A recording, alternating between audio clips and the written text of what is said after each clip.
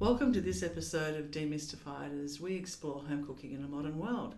I'm here with my friend Paul. Hello, Paul. Intro take 3, Linda. Lucky the other two were deleted. Seriously, after all this time, you'd think I'd have it. I'd know who you were. Well, it's only new. And I'd know who I was. The intro thing's only new. Because it's Friday afternoon, maybe that's why both of those two things have escaped my memory. How are you? All right. Big week, but all right. I'm looking forward to the weekend, to be honest. Yeah, it has been a big week, and you have finished it on a high. Oh, have I now? You have finished it on a high. With the ultimate challenge. Well, yes, you're cooking against my cooking. No. It was the same. What was interesting was that you've always said this, that the recipe it's all about the technique, because the recipe I gave you for my zucchini slice, well, you've had mine, and then I actually popped my head in when you were cooking and saw the way you were doing yours with a different technique. And then when I tasted yours, it was, yes, a zucchini slice, but light and fluffy. And you had a little something on the side, which I hadn't thought about, but you had mentioned in a later podcast on dressings. Oh, yes. You did talk about making tzatziki. Yeah. And did you I? did it, yes, Okay, you yep. had, because it was a creamy based one. Yep. So you've actually managed today, despite all the other pressures that you've been under, everything else going on, you've actually managed to pull together elements of the last two podcasts we've done and combine them into one. Oh, how neat and tidy all of this is. What a segue. If only we had, lucky we're not being filmed, because I don't think that would look a bit untidy at the moment, but Yeah. if everyone could see how nice that zucchini slice looks, that with the dressing, with the tzatziki on the side, made with zucchini, Yep. not cucumber. Yeah. It was amazing. Let me tell everybody, the technique that Paul's going to put up was light. It was a bit more work than mine, sure. In fact, there's a couple of steps in there that my sort of quick throw everything into the pot, mix it all up, and slap it into a baking tray. Sure, yours wasn't quite as simple as that, but it wasn't far off it, and So it was an amazing slice. Well, yeah, I mean, like I said the other day, I've never cooked one, so my commentary on it was only based on theory. But it again highlights and proves my point that a recipe isn't just a list of ingredients, right? A recipe also includes method. And I've said this to you before, and you still argue with me. I don't argue with you. Well, ever. don't argue, but you give me the stink eye when I say that a recipe is a guideline, because no one it's only for up to the user to decide if they want to follow that particular technique or method used, right? So I added, I think, one different ingredient to the recipe, as opposed to the handwritten recipe that you gave me. But other than that, the ingredients were exactly the same. I even I changed 3 ingredients. I lie to you. They were exactly the same. So it was just the way in which I went about putting them all together, which is slightly different. I cooked it at almost the same temperature, probably on a very similar setting in my oven to yours. Yes, I did smaller versions of them, but it's applicable for... I mean, the good thing about a dish like that, or a creation like that, is that it can be anything, right? You can make a large one, a small one, individual. You can make it into muffins or like whatever, right? Yeah. So you kind of not... all you're doing is varying cooking time more so than anything else with that. So a few key sort of points which I think may well make a difference. So can I describe how I make mine? I know how you make yours, because I can taste it.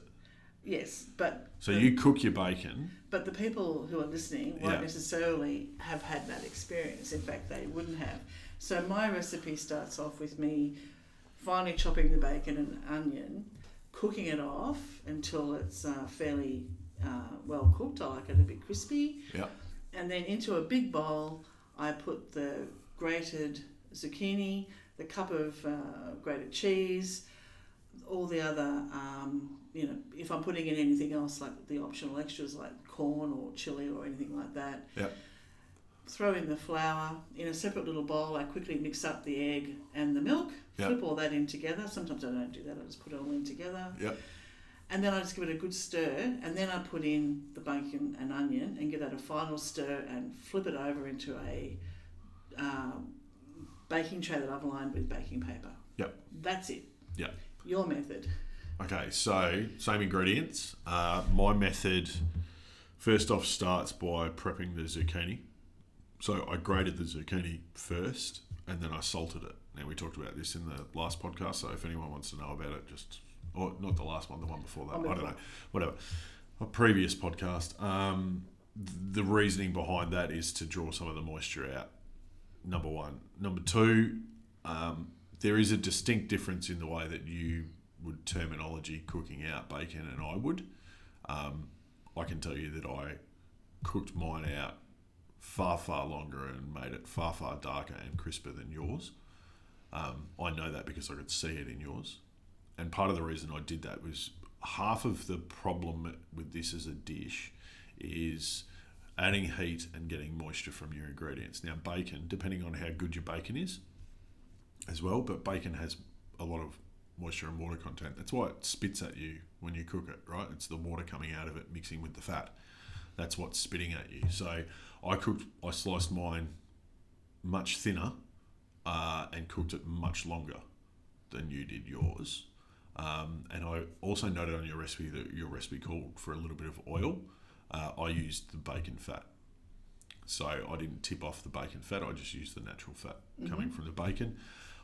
So I started purposefully cooking the bacon and getting it to a bit over 3/4 done before I added my onion. I then added my onion, I then added the garlic, all the meanwhile the zucchini's sitting there. So once that was done, set that aside. Couple of differences probably here is into the large bowl that eventually becomes your big mixing bowl where you chuck everything in and mix it together. I started that with egg yolks, and with the egg yolks I mixed in buttermilk instead of milk. Now I use buttermilk just for the sort of little sour aspect of it and the fact that buttermilk's got less water in it. It's a bit thicker. I did consider cream for a minute, but yeah, I was thinking it might end up too quiche-like. So egg yolks and buttermilk with the herbs. I did add probably 2 heaped tablespoons of coriander to the mix as well, fresh coriander. So I got my parsley, coriander, In the stand mixer, I've put the egg whites. So once my bacon mixture is cooled, I add it to my egg yolks, mix that all up together. Add in my cheese once it's cooled because I don't want the cheese to melt. And then I dealt with the zucchini. So what I then did is got a clean tea towel. You could use like a Chuck's wipe or whatever, and basically dumped all of the zucchini onto the tea towel. Even though I had it sitting on a perforated tray and sort of draining, I dumped it all in there and then I squeezed as much moisture out of it as I could have. If I had the time, I would have actually left it in a sieve over a bowl in the fridge overnight to really drain. And from 500 grams of zucchini, we ended up with 400 mils of water. I found that amazing. 400, it was 400 mils of liquid. It was this bright green, very cool looking stuff. Is that the goodness that our parents told us? Oh, not necessarily. To bleach out, or was it just the colour? I mean, but it was vibrant green. Yeah. It was amazing. When we're looking at the amount of cheese and bacon and other stuff in this particular preparation, we're not really honed in on like the health aspects of it all. No. So squeezed out the water, added that to the mix. In the meantime, I beat the egg whites just to soft peaks, nothing sort of super anything in particular. Oh, sorry, I need to take a step back. When I got to the end of cooking my bacon, onions and garlic together, for the last 45 seconds, I added a heaped teaspoon of cumin powder. The reason I did that is cumin and zucchini go really well together, and so do cumin and cheese, to be honest. There's something about that combination that kind of works, I think works. And I just thought a little bit of toasted spice in there might be nice. Now you could put that in your optional extras category. Do it, don't do it, who cares? And a little bit of lemon zest too, because acid, citrus is a natural flavour enhancer, so a little bit of lemon zest in there as well. So once pretty much all of the other stuff was in the bowl, I had my egg whites there, beat the egg whites to soft peaks. Then I folded them through, not particularly trying to retain a lot of air, but just volume up a little bit the mix. And then I sifted in the flour and I folded that through reasonably gently.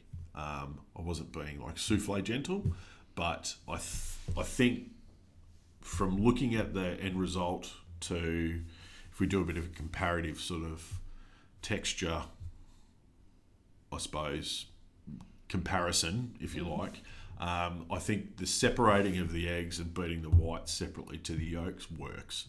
Like, I think it worked as a general principle. And sifting the flour, the only reason I sifted it in that scenario, I mean, flours don't necessarily need to be sifted in. The only reason I sifted it in is what little air and sort of volume I'd created from the egg whites. I didn't just want to dump a whole heap of heavy flour on top. So sifting it in is a bit more of a gentle way to add the flour. It wasn't to sift the flour, it was a gentle way to add the flour. Mixed all of that up. Could have used a bit more salt. We talked about this. I was cautious of it because I did salt the zucchini very heavily. And when it, like, you know, when I say heavily, that's heavily. And it must have all just leached out. Yeah. Because a lot of it comes out. So, I mean, it wasn't bland as such, but it could have, like, a little bit more salt would have stepped up the zucchini flavour, but you can taste the zucchini in it, which was one of my original points when we talked about this, was having it taste like zucchini. I did very briefly entertain the idea of having a super hot pan and getting some colour on the grated zucchini. It's just too much surface area on grated zucchini, like way too much, and I think it would sweat and go a bit stodgy. So I kind of left it closer to the traditional recipe. Baked it, combi steam, a little bit of grated parmesan just to finish, just to get some extra colour on top. You could dot it with a little bit of butter if you wanted, whatever, just something to get a bit of that nice golden brown caramelised look on top. So just very finely grated, like not even worth mentioning in the recipe, but we will. Baked it, it took, I wrote it down in there, it took 20 minutes, even small ones, because it's still quite dense.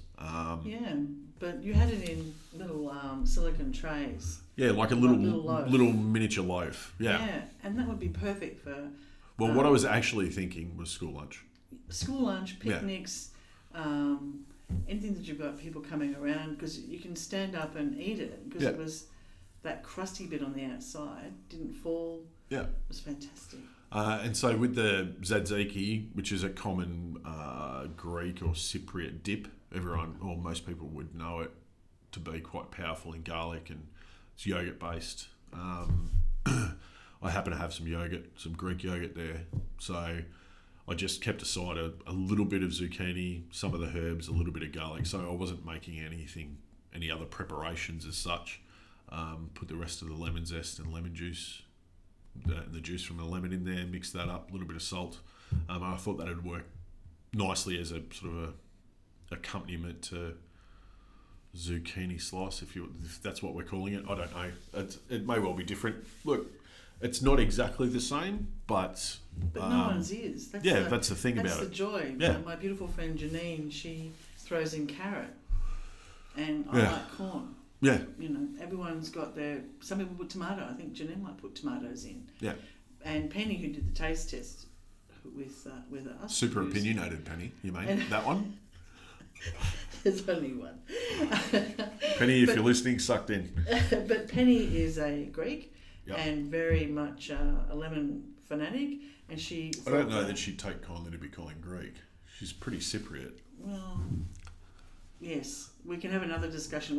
I've offended a few people lately with my mispronunciations for things, but she loved the tzatziki. She thought that was great, and she could that little bit of lemon was it for her, because she has lemon with everything, you know. And it was a really, really nice.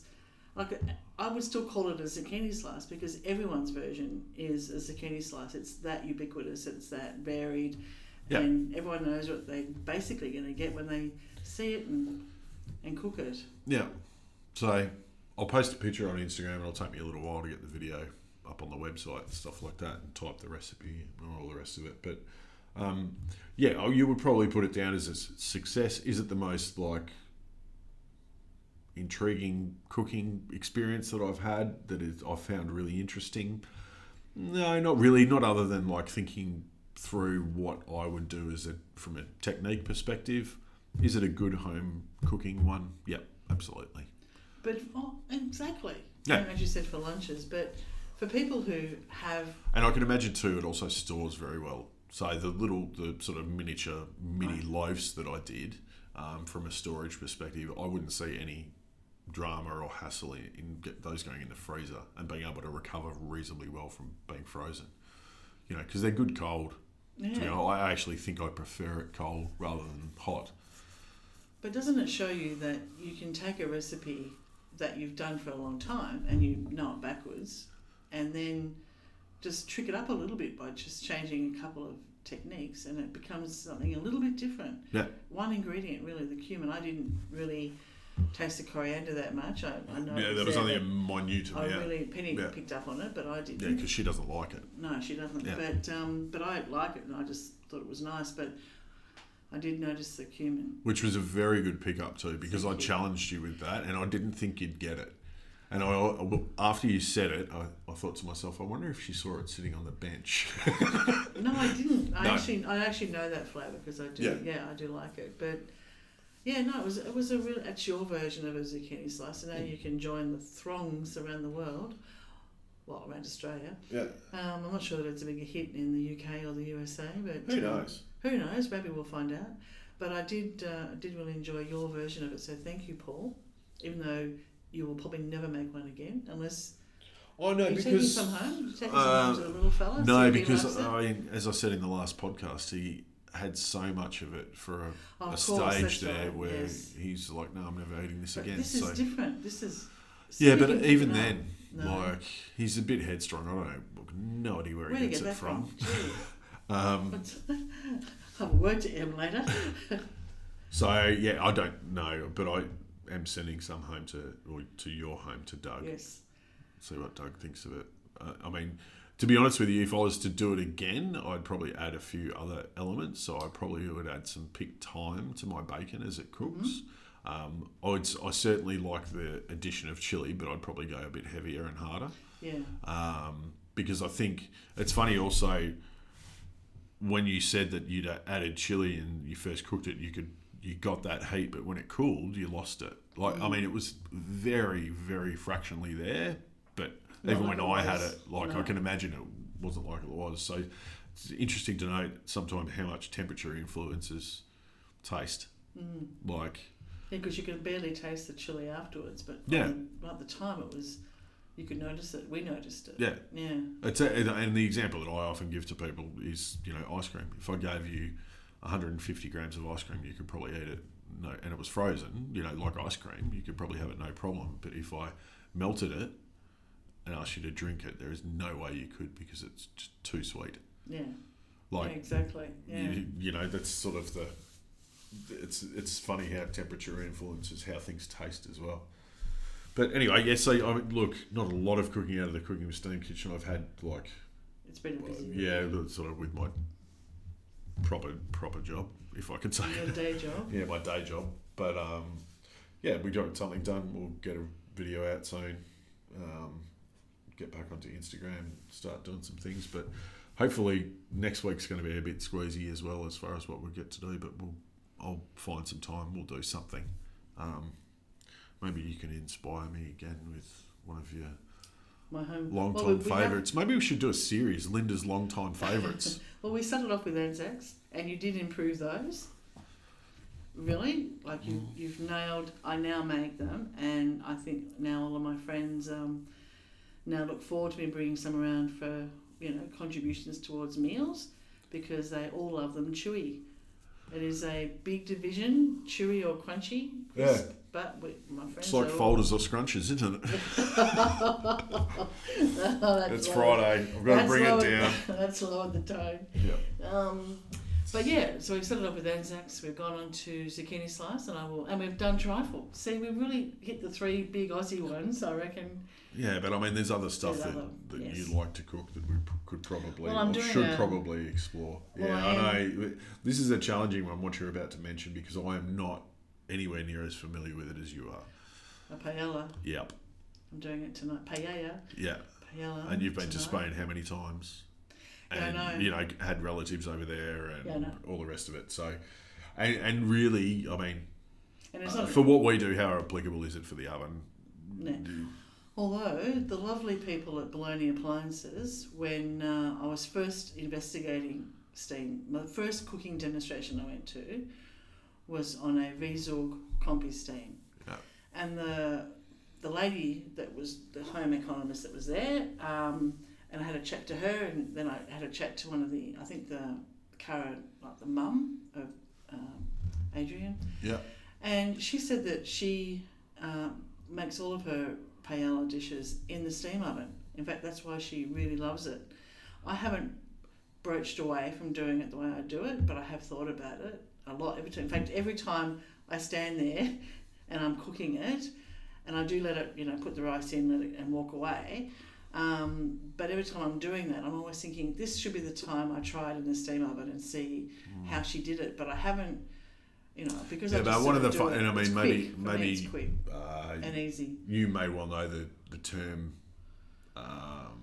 the correct Spanish term for it, but part of the sort of fundamentals of what that is having that sort of crust around the edge and the bottom that everyone and on fights the bottom, over. yeah. So, and I think that is, makes it a true part of the dish. And I think if you take that away if you even add the potential to take that away by trying to do it in the steam oven, it may well not serve you well. Like you may be moving away from what is, makes the dish what it is. But I do not make a seafood one very often, and I do think in the seafood context, it would be probably better in the steam oven because you wouldn't be able to overcook the fish or the seafood. But I make it, more often with just chicken and chorizo, because a lot of people have, things with seafood. And so I don't. But I do think, I have thought, maybe I could do that. But anyway, and my pan does not fit in any, the pan that I use does not fit in either oven, certainly not my steam oven. And I always make a lot because it just goes. It's one of those things which doesn't take that long, surprisingly, to make. But I'm doing that tonight. And we're going to have zucchini slices on entree. Well, that's a bit disappointing. No, I think it's going to be great. No, I think it's, you only think it's good because you don't have to fucking do anything. Exactly. Oh, excuse my, pardon my French. And they'll be so impressed that this is a new take with, like, they'll think, wow. And of course, I'll have to, come clean and do you know what? I bet you, but I bet you they don't notice anything different about it because I don't think, I don't think it's that noticeable as far as... It will be, because Shu, who's coming over, probably has never had a zucchini slice in her life. Oh, so there you go. She will... She will just think it's the best thing ever, and why haven't we heard about this before? Yeah, okay. Wow, sheltered life. Okay. As most of my friends have. Someone that in Australia that hasn't had zucchini slice. I know, and I think Shu's the only one. Yeah, well, may well be. We'll see how she goes. But yeah, I think a list of Linda's favourites. So we might get Linda to give us another contribution next week and an idea, and we can maybe put them all together as a little package. Banquet. Yeah, well, why not? Like Linda's favourites. Like, who cares? No. Like, I mean, because we could do one person who likes it, and Dougie. Yeah, but we could do Doug's favourites, but it'd only be one pork. dish. It'd be pork. Roast pork, and vanilla ice cream. Yeah, you see, there's not a lot we can do there. So, but yeah, I think. I mean, I know you do. You like to do those little white chocolate biscuits. Yeah, I do those. Yeah. Well, I'd like to see your version of that because there we go. That's what. I'll do those. That's what we'll do. Okay, next one is the white chocolate chip and coconut biscuits. There we go. Okay, great. Done. There we are, sorted. We actually, oh my God, this is the first time we've actually got a topic ahead of the time. Well, yes. That's unheard of. I thought you were going to say it's the first time we've achieved something during the podcast. No, I'm not going that far. But and what are you doing on the weekend? Are you cooking anything? Well, You have been cooking a lot. Yeah, been pretty heavy duty on the outdoor side of things this week. I do have some beef short ribs, which have been sitting in my freezer for a little bit, so they might have to come out and get attacked by some sort of method or technique. I'm not sure what I'll do yet. We have a really good recipe for those on the Cooking with Sting website. Yeah, but even that, I still haven't put in the oven that's sitting in our little storeroom there at home, and it just appeals to me in summer to not cook inside. So yeah, but you have got the world's best barbecues. Well, I do have a couple of different cooking surfaces or implements that I can use outside. So I might employ one of those to do some ribs. What else have I got? I don't know. I haven't really got anything sort of as such planned. I'm going to revisit for Cooking with Steam. I'm working on it at the moment in my head more than anything, actually physically working on it. I'm trying to develop a really good but simple, with less steps, croissant dough. Okay. The problem with it is to get the layering and all the rest of it, but because people have got a steam oven, it's ideal from a proving perspective and also baking, especially a croissant. It's one of my earliest memories when I started pastry cooking was being in charge of the proving and baking of thousands of them a day. Wow. So, yeah, it's one thing that I'd like to be able to somehow simplify for the home cook, because the lamination process, so essentially, folding in lots of butter, rolling it out, folding the pastry, letting it rest, rolling it out, folding the pastry. It's a long-winded process, and I'd like to be able to think that people could do croissants a bit easier. I don't know how I'm going to do it. I have no concept of it, but it's something in my head that I would like to do. And it's not to say that it's kind of like my theory on risotto for us, like on the website. Our version will no way beat the traditional way of cooking it. No way. But is it close? And is it a little bit more convenient? And does it still sort of have some fundamental parts to it that make it a risotto? Yes, it does. So that's the sort of framework I'm putting around it at the minute. I just don't know how I'm going to do it. For what it's worth, I think my risotto has improved since cooking it in the steam oven.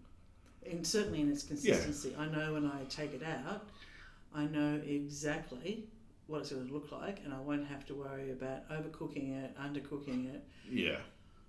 Any of that. I know exactly what I'm going to get. And for that point alone, I think mine's better. Yeah. Look, horses for courses. I mean, you certainly...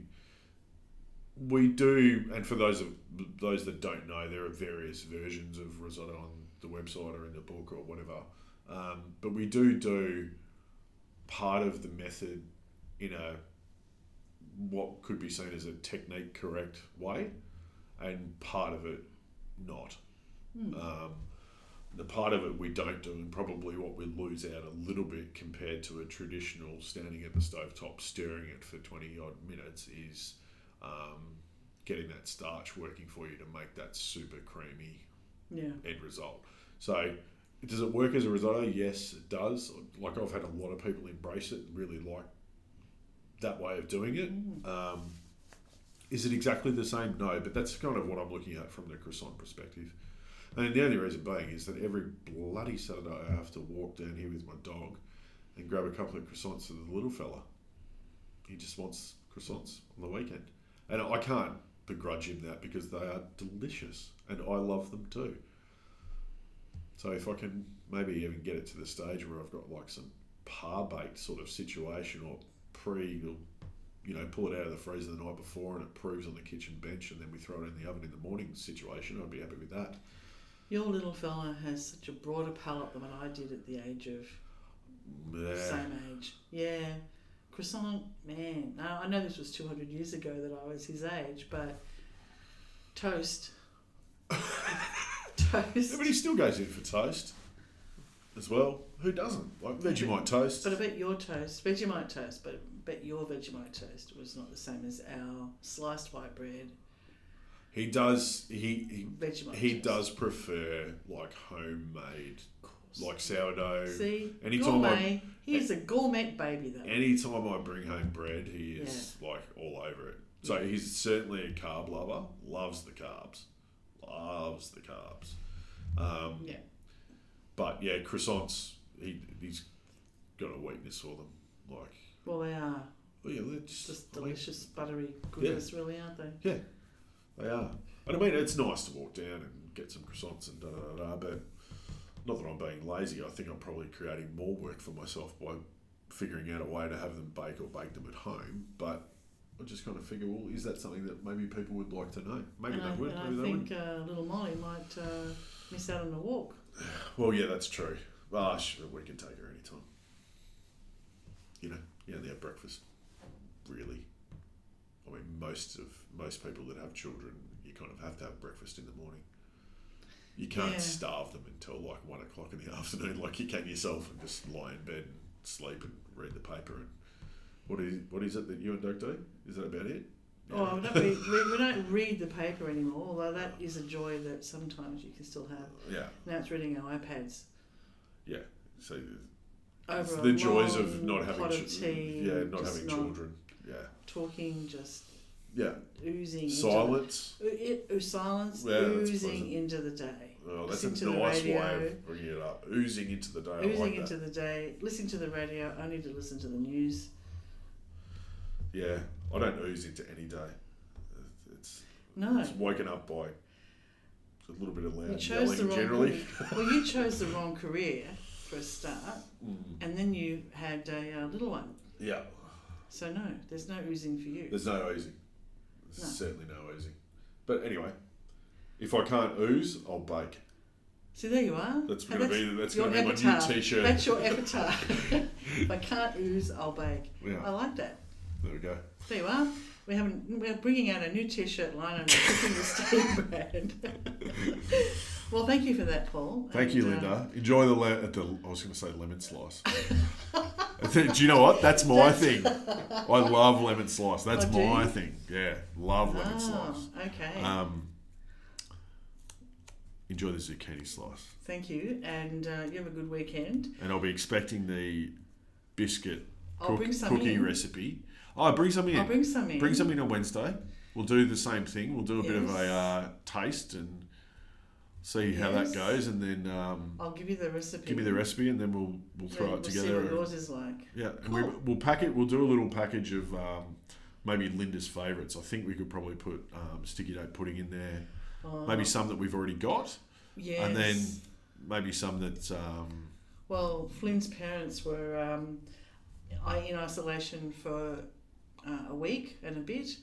And being at home with Flynn, 15 months old in isolation was going to be hard. So I took around a care package, and Sticky Date was it with the lovely sauce. And I made some homemade caramel ice cream and some other bits and pieces. Got some stuff from the market, dropped it at the front door and ran. Yep. Because I thought those poor, there's no reason for them either. Yeah. Not when the little one's not sleeping. No. But that is a favourite in a lot of people's family, not just mine.